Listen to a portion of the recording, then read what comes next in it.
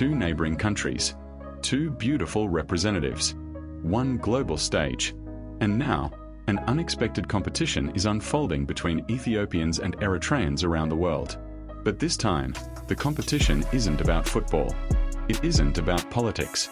And it certainly isn't about war.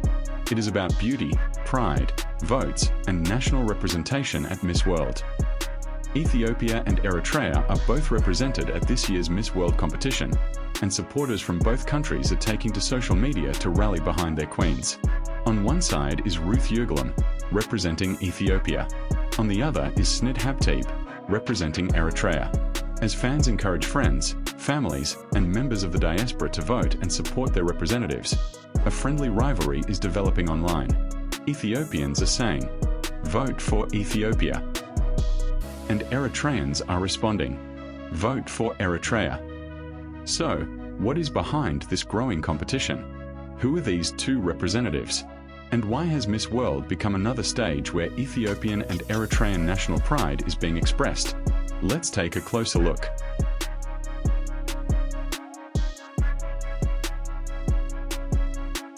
Miss World is one of the world's most internationally recognized beauty competitions. But today's Miss World is about much more than beauty. Contestants are expected to represent their countries, communicate important causes, engage with audiences, and demonstrate their personalities and talents.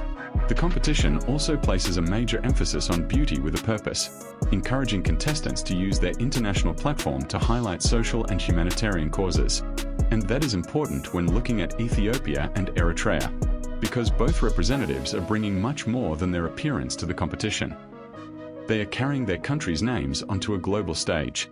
For Ethiopia, this year's representative is Ruth Yirgalem. For Eritrea, Snit Habteab is making history. And their participation has generated considerable interest among people from both countries.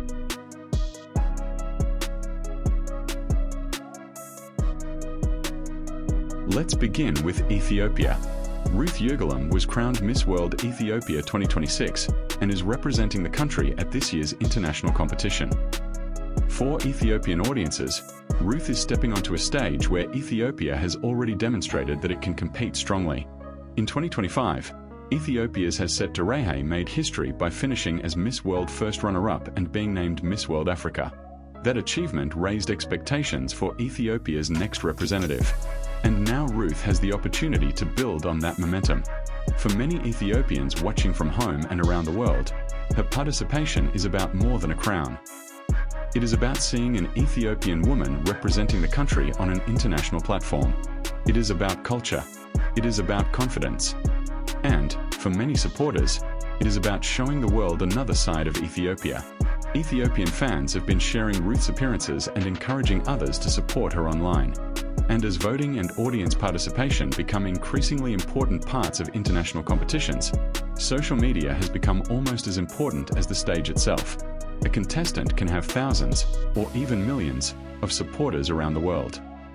And those supporters can make a difference in public voting and online engagement. But Ethiopia isn't alone. Because across the border, Eritrea has its own historic story.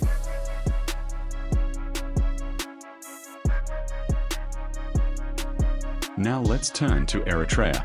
This year's Miss World competition is particularly significant for Eritreans because Snit Habteab is making history as Eritrea's first Miss World contestant. That alone has generated excitement among Eritrean communities around the world. Snit was born and raised in Asmara, Eritrea's capital. But her story extends beyond modeling and beauty pageants. She is described as a neuroscientist, Montessori educator, and disability rights advocate. Her Beauty with a Purpose project, known as Designing for Diversity, focuses on inclusive education and children with special needs. That gives her participation another dimension. She isn't simply presenting Eritrea through beauty. She is also using the international platform to discuss inclusion, education, and social issues. For Eritreans, therefore, this year's competition represents a first. It is the country's debut at Miss World. And that has created a strong sense of excitement among Eritrean supporters. Imagine seeing the Eritrean flag on a global pageant stage for the first time. For many people, that is something worth celebrating. And naturally, Eritreans want their representative to go as far as possible. But there is something else happening. Ethiopians are watching too, and this is where the friendly competition begins.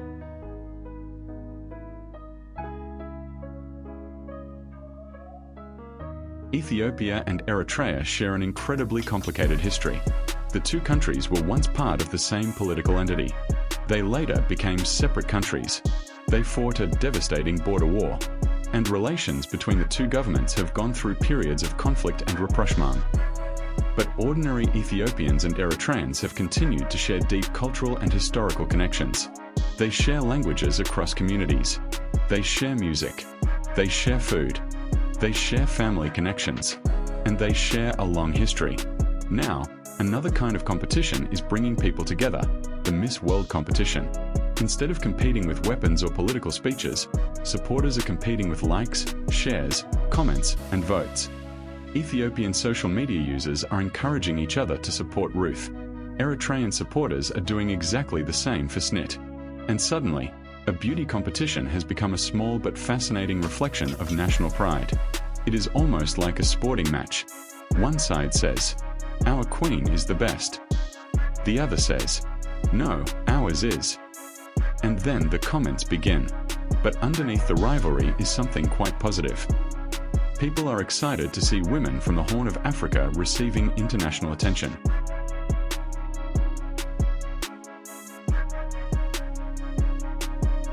So why are people talking so much about voting? Modern beauty competitions have changed dramatically. Social media has transformed the relationship between contestants and audiences. In the past, viewers watched a pageant on television and waited for the judges to announce the results. Today, supporters can interact directly with contestants. They can follow their journeys. They can share their videos. They can promote their causes. And where official public voting is available, supporters can participate directly. That means the diaspora can become extremely important. An Ethiopian living in Washington, London, Dubai, Johannesburg, or Nairobi can support an Ethiopian contestant. An Eritrean living in Stockholm, Toronto, Melbourne, or London can support an Eritrean contestant. Distance no longer matters. Social media has connected supporters across continents. And this is exactly why the online competition between Ethiopian and Eritrean supporters is becoming so interesting. It isn't just about the people watching in Ethiopia or Eritrea. It is about millions of people across the diaspora.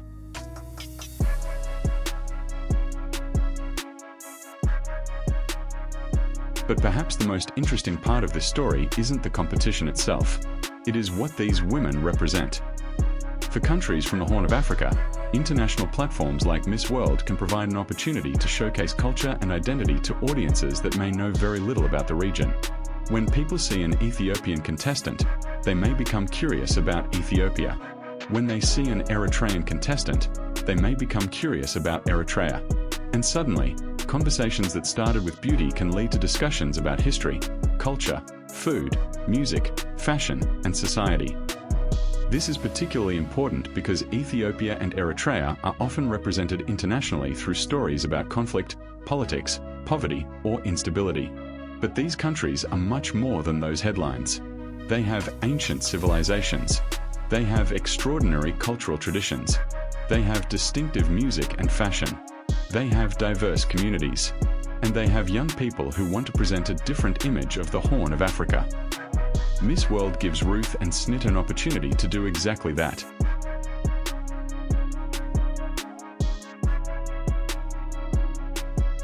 So, who is going to win the battle between Ethiopia and Eritrea? Well, that depends on what we mean by winning. If we are talking about the Miss World crown, only one contestant can ultimately take the title. But there is another kind of victory here. Ethiopia has a representative who is continuing a strong recent tradition at Miss World. Eritrea has a representative making history with the country's first participation. And both are giving their supporters something to celebrate. The rivalry between their fans can be passionate, but it doesn't have to become hostile. In fact, perhaps this is exactly the kind of rivalry we need to see more often. A competition based on beauty. A competition based on talent. A competition based on social causes. A competition where people can proudly say, "I support my country," without putting down the other. Because at the end of the day, both countries are being represented by women from the same region of Africa, and both are showing the world what the Horn of Africa has to offer. So now we want to hear from you. Ethiopia or Eritrea? Are you supporting Ruth Yirgalem? Or are you supporting Snit Habteab? Who do you think has the strongest chance of making an impact at Miss World? And perhaps more importantly, are you excited to see both Ethiopia and Eritrea represented on this international stage? Tell us in the comments. And remember, this is a friendly competition. Let's celebrate both representatives. Let's celebrate African women. And let's celebrate the beauty, culture, and diversity of the Horn of Africa. Whether your vote goes to Ethiopia or Eritrea, one thing is already clear. The Horn of Africa has arrived on the Miss World stage. And this time, Ethiopians and Eritreans aren't competing over politics. They're competing over beauty, pride, and votes. So, Ethiopia Ethiopian or Eritrea Eritrean, who has your vote? Don't forget to like this video, subscribe to the channel, and share it with your Ethiopian and Eritrean friends. Let the friendly competition begin.